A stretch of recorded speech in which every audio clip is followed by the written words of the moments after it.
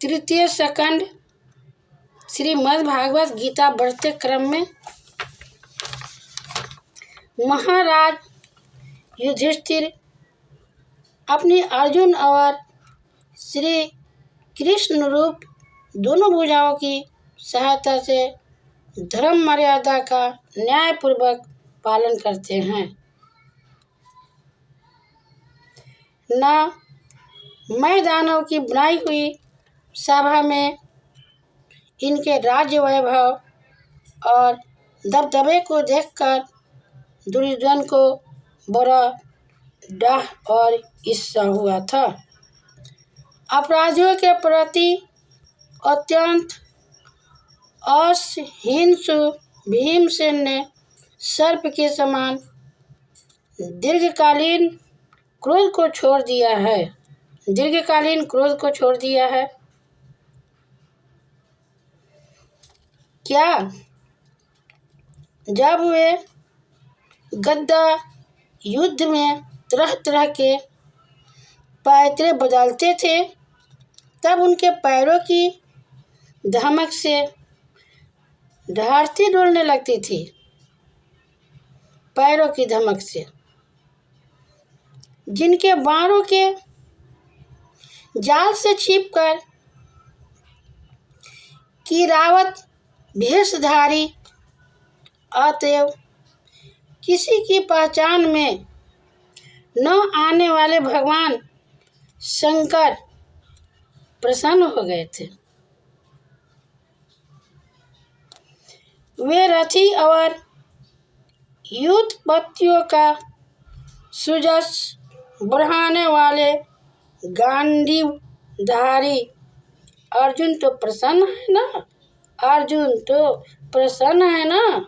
अब तो उनके सभी शत्रु शांत हो चुके होंगे। पलक जिस प्रकार नेत्रों की रक्षा करते हैं उसी प्रकार कुंती के पुत्र युधिष्ठिर आदि जिनकी सर्वदा संभाल रखते हैं और कुंती ने ही जिनका लालन पालन किया है वे माद्री के यमज पुत्र नकुल सहदेव कुशल से तो है ना।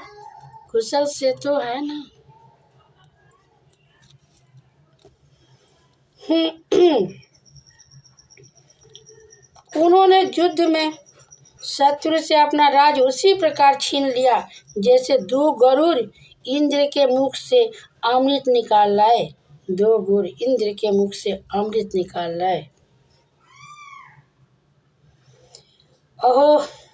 अहो बेचारी कुंती तो राजश्री श्रेष्ठ पांडु के वियोग में मृत प्राय सी होकर भी इन बालकों के लिए ही प्राण धारण किए हुए हैं।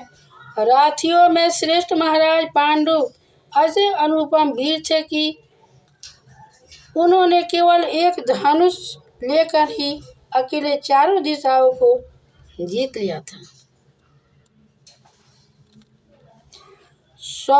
सौम्य स्वभाव उद्भव जी मुझे तो पतन की ओर जाने वाले उन धृष्ट राष्ट्र के लिए बार बार शोक होता है जिन्होंने पांडवों के रूप में अपने परलोकवासी भाई पांडु से ही द्रोह किया तथा अपने पुत्रों की हाँ में हाँ मिलाकर अपने हित चिंतक मुझको भी नगर से निकलवा दिया। किंतु भाई मुझे इसका कुछ भी खेद अथवा आश्चर्य नहीं है। जगदधिदाता भगवान जगदधिदाता भगवान श्री कृष्ण ही मनुष्यों की सी लीलाएं करके लोगों की मनोवृत्तियों को भ्रमित कर देते हैं। मैं तो उन्हीं की कृपा से उनकी महिमा को देखता हुआ दूसरों की दृष्टि से दूर रहकर सानंद विचार रहा हूँ। सानंद विचार रहा हूँ।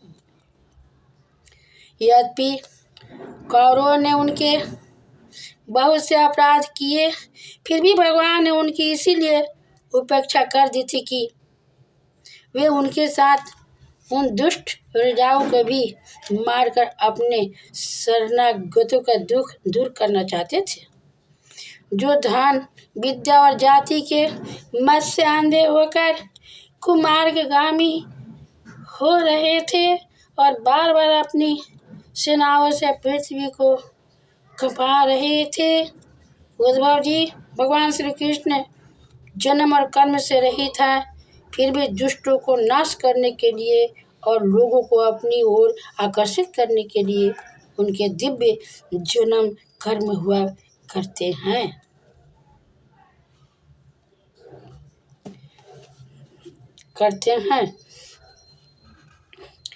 जो नहीं तो कर्माधीन देह के बंधन में पड़ना चाहेगा। अतः मित्र, जिन्होंने अजन्मा होकर भी अपनी शरण में आए, वे समस्त लोक पालवर आज्ञाकारी भक्तों का प्रिय करने के लिए यदुकुल में जन्म लिया है। उन पवित्र कृति श्री हरि की बातें सुनाओ। आप सभी सुनिए बढ़ते क्रम में।